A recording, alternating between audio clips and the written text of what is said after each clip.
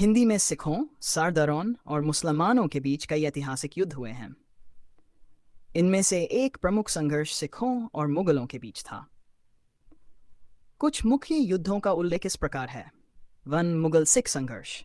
7वीं शताब्दी के दौरान सिख गुरु अर्जुन देव को मुगल बादशाह जहांगीर ने मृत्युदंड दिया, जिसके बाद सिखों और मुगलों के बीच संघर्ष शुरू हुआ।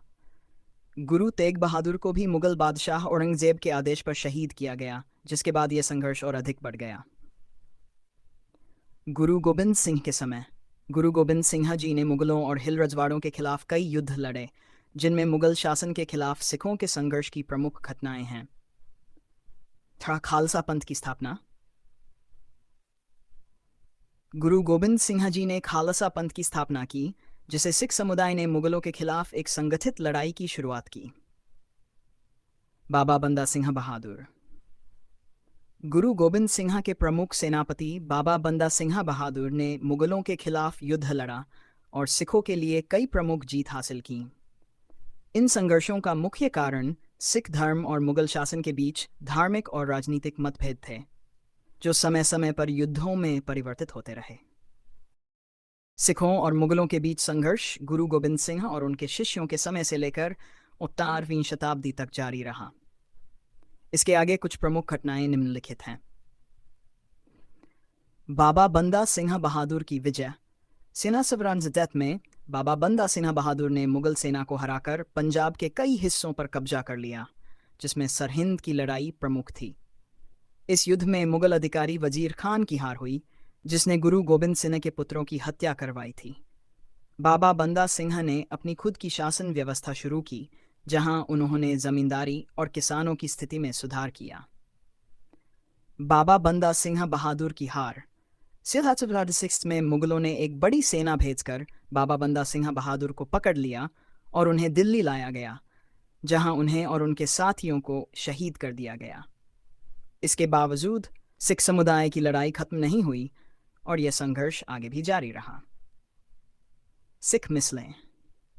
बाबा बंदा सिंह बहादुर की शहादत के बाद सिखों ने मिसल नामक छोटे छोटे सैन्य समूहों का गठन किया।